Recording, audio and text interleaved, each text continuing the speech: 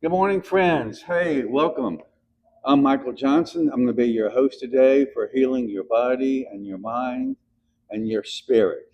And our guest today is Brandy. Say hi, Brandy. Hi. Hi. Um, Brandy hired me about a year ago. I've been her trainer, and we've been meeting just about every week. So, Brandy, tell the audience what this has done for you in the past year. So, in the past year, working with you once a week, it has definitely gained me some strength, confidence, and it's allowed me to keep about 20 pounds off for about a year. Very good. I grew up in the 90s in the middle of the low fat shaming kind of culture. And even as a young teenager, I did a lot of yo yo dieting, unfortunately. I see. And this has definitely helped me keep a maintainable weight loss down. I still have a little ways to go. And, there's a little hiccup in the road now with me being almost 21 weeks pregnant, and I'm having to Nice. change a lot of things up. But I think knowing what I've learned from you is definitely going to help me recover postpartum. Right. Yeah. When you become pregnant, you just can't go into the gym and keep doing what you've been doing. I mean, that first trimester is extremely important. It is. It is. It is. And now, Brandy, she is a second grade school teacher. Yes, over at Central Elementary in Albemarle. Nice. Yes. Albemarle, North Carolina. Yes. Okay. How many students do you have? 15. 15. That's a job. It is. It is like herding cats. Yes. Can you tell us a little something about that? Well, What being a second grade school teacher consists of, and how do you feel when you get home? Oh my gosh, I'm so tired. I am dead most of the days. I have read a stat that a school teacher makes more decisions per minute than a brain surgeon. No kidding. And it is definitely true, because I come home absolutely mentally and even physically exhausted some days, because you are having to think on your toes all the time.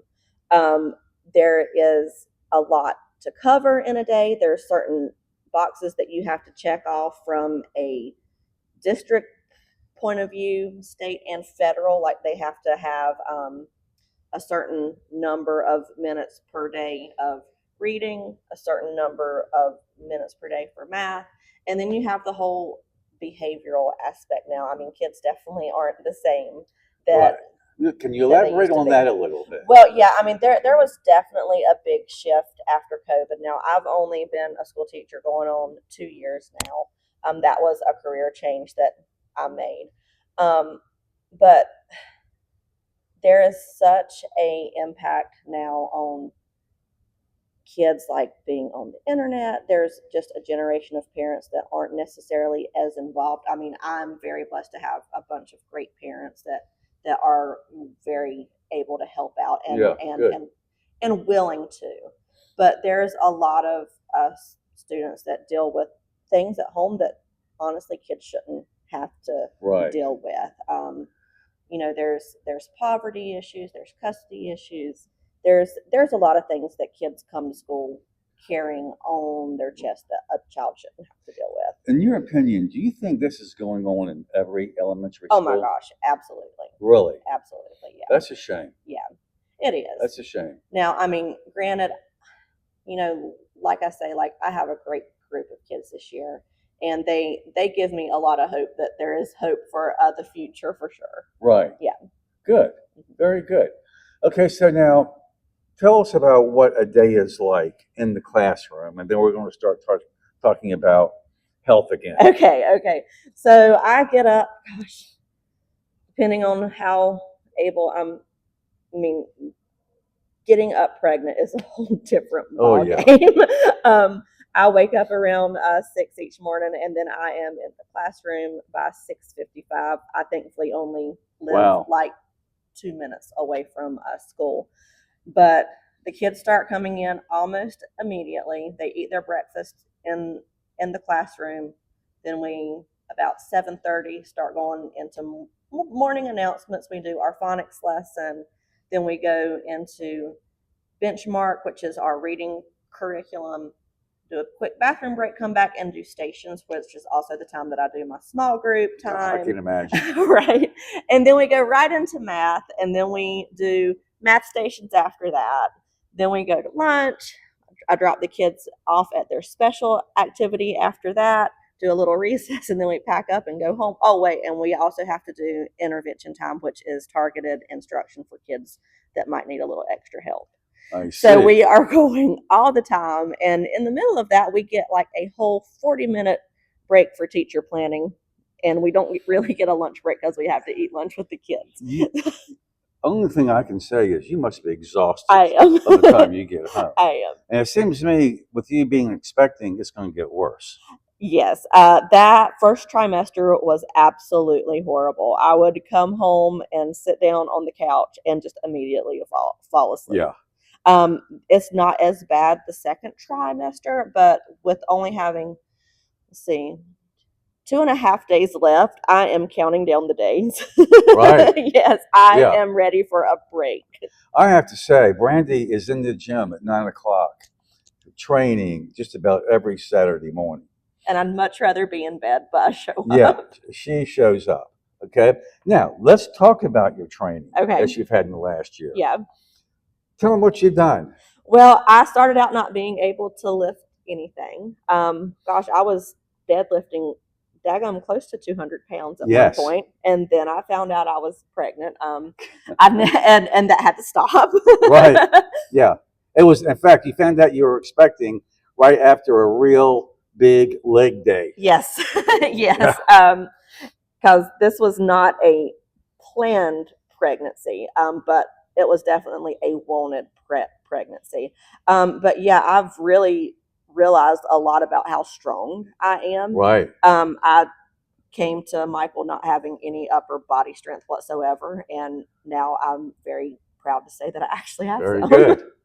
Glad to hear it. Yeah. Okay. So, so tell the audience now what has changed in your workout. Oh my gosh. Since you've become expectant. Right. So, being of advanced maternal age, which is such a mean way to say that you are really old. How old are you? 35. That is a really nice way, but kind of mean to say you're kind of old to be having a kid. But yeah, here I am. Okay. Yeah. There doesn't seem like it. Right. They used to call it geriatric pregnancy, but now it's advanced maternal age. There does come some risk of having, more complications when you are expecting. And unfortunately, I do have a little issue with the way that my placenta is in my uterus right now. But basically, according to doctor's orders, no running, jumping, swimming, anything high impact. And I cannot lift anything over 20 pounds. And I actually do really miss my deadlifts. Oh, yeah, right. Yeah, and squats. Yeah, no more squats. Oh, I know you can't do that. Well, I mean, I can do some squats like closer to the third trimester. That's actually a good way to prepare for labor. But as things sit now, I'm probably looking at a C-section. C-section. Yeah. Right. Okay. Well, I'm a C-section baby. Yep. Here I am, So how long do you think this working out in moderation is going to go on for? Is this something where it's going to automatically correct itself or what? So they are monitoring me a little more close now. I go back in about a month to get checked again. Right. If it is not self-corrected at that point, there's a good chance that I'll probably have to go on bed rest.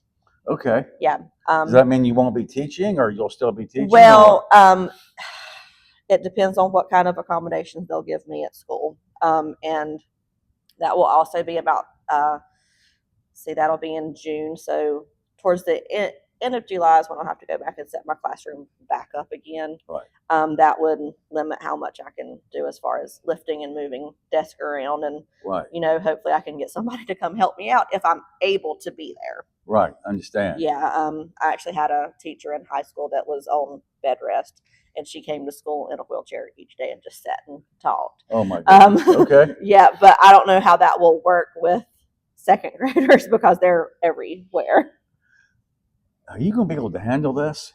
I'm going to try my best. I Yeah. have handled worse before, so this is going to be okay. You're right. Yeah. Okay, so now getting back to the training beginning over a year ago, I think Uh-huh. it has been. Uh, what's the overall picture that it's done for you? I mean, can you tell the audience? I mean, see, here's the thing, friends. Even though she's expecting, she's having a few complications. The doctor still wants her in the gym. Yeah. I mean, it's very important. I mean, to exercise, your diet. Hey, let's talk about your diet. Okay. Okay. Okay. Yeah. It's definitely kind of hard to navigate the cravings. What kind of cravings are you getting Well, now? right now it is watermelon and cantaloupe and honeydew. Like, thankfully, this kid really loves healthy food. Now, she Good. does have a slight affinity yeah, for a Chick-fil-A. She is a she. Yeah, Yeah. yeah. She does have an affinity for Chick-fil-A, but I need to cut back on that a little bit. Once a week? Once a week. Okay. Once a week. Yeah. That's normally my Friday after work treat. A lot of sodium. It is. It is. Yes. Okay. How's your diet? I mean, you know, basically, I'm on an anti-inflammatory diet, Mediterranean. I'll have a hamburger every once in a while. Yeah. You know, a steak every once in a while. Right. No fast food, no fried food, no processed food. Is that like what you're on now, or? Yeah. So I do try to avoid red meat. Occasionally I will treat myself because it is important to get iron right now Right. as being pregnant. But it's a lot of chicken, and I know a lot of pregnant women like turn their nose up at chicken because that's a common thing that they don't like to eat. I have not had that problem, so Okay. I am a chicken eating fool still. How about protein? To keep up your muscle mass. Right, right. So I'm still drinking a protein shake each morning for breakfast. Okay, good. That's really the only way that I can sit down and eat breakfast in the morning with as much that I have going on. But I'm doing a lot of Greek yogurt now too, which is new for me because I've never been a yogurt craving person. A little bit, just a little bit, because I've never liked Greek yogurt. Okay. Yeah. So it must be. Yeah. So I know that's definitely some high protein, and I really love my scrambled eggs too. Oh yeah. Scrambled Okay. eggs, yeah. Are you eating them every day? Not every day. I see. Yeah, but that's normally a weekend breakfast thing. You know, I've got some friends who are on the carnivore diet. You familiar with that? Yeah. And we're going to talk about that. Okay. On one of my podcasts. Yeah. But I'm going to tell you, friends, Brandy, in a year's time, has really come a long way because of exercise. Yeah. And for one thing, I mean, did this exercise actually help you get pregnant? I really feel like it did. Were you having trouble getting pregnant? Well, like I said, I wasn't trying, but I was always told that I would have a hard time getting pregnant. And I really think, whenever we did the body measurements and stuff, Right. the first time compared to the third time, I had actually lost quite a few inches around my waist. And I think not carrying that much body mass actually helped me conceive. Very good. Yeah. Good. I'm glad I could help you. Yes, thank you. We need to keep it going. Yes, we do. Yeah, yes, we do. Yeah. I mean, not going to stop. Right. Yeah, just because you have a baby. Right. Yeah. You've got plenty of help with babysitting and. Oh my gosh, yes. I have 2 grandmas who are going to be, I'm probably going to have to chase them out of my house after she gets here. Very good. How about, speaking of your diet, and because you're expecting, what are you eating at night when you get home? I mean, you get home, I know you're exhausted. Right. So I go home and normally take a nap. Okay. When I find out that my boyfriend is on the way home, I will start cooking. We've been doing some pork tenderloin with some vegetables. We've been doing, I did a chicken enchilada one night. It's good. So I mean, it's got a little bit of carbs in it, but not too much because it's just a tortilla. And then normally for dessert, I have my cantaloupe and watermelon. Good. Okay. Yeah. So it sounds like to me you're pretty much on a non-inflammatory diet. I'm trying my best to not do that because I know that swelling is something that my mom had trouble with when she was pregnant. Right. And it being so hot, like I'm trying to not get a bunch of swelling going on. Right. Okay, you know what? See, they have me on an anti-inflammatory diet, friends. And so you got to figure out, you see, inflammation is what causes just about all chronic diseases. So you want to stay away from that. Sodium, red meat. Now, listen, I know other people are going to really disagree. They love the red meat and they eat it every day. But red meat, processed foods, fried food, fast food, it all causes inflammation in your body. And you don't want that. Now, what I believe, I've been eating really clean in the last 3.5, 4 years. I've learned to eat in moderation now. I'll have a hamburger every once in a while, not a fast food hamburger. I'll have a steak every once in a while, but it probably isn't more than 4 ounces. Chicken, fish, a lot of veggies. And I tell you guys, friends, my blood work, I mean, my LDL, your bad cholesterol, 55. My triglycerides, which is your heart health, 52. I mean, that's really good at my age. And I'm 71 and I feel great. You know, Brandy? Yeah. So, I mean, it's really important. You don't want to have that wake up call like I had 4 years ago. So, anyway, Brandy, we're glad you're here. Thank you. Thanks for being here. No problem. And we're going to keep doing this. We're going to Okay. keep exercising. Yeah. Yep, keep monitoring you. All right. And right now, we're going to do it moderately. Mm-hmm. Okay. So, right now, why don't you say hello to somebody out there, like any of your students or. Hello, Miss Drake, second grade from Central. Very good. Okay, friends, thanks for tuning in. I'm on YouTube I'm on 6 platforms, but you can see my podcast every Tuesday night at 7 o'clock. If you miss it, you can still go there and see it. Okay. Thanks so much, and thanks for joining us, and have a great week and weekend. Thank you.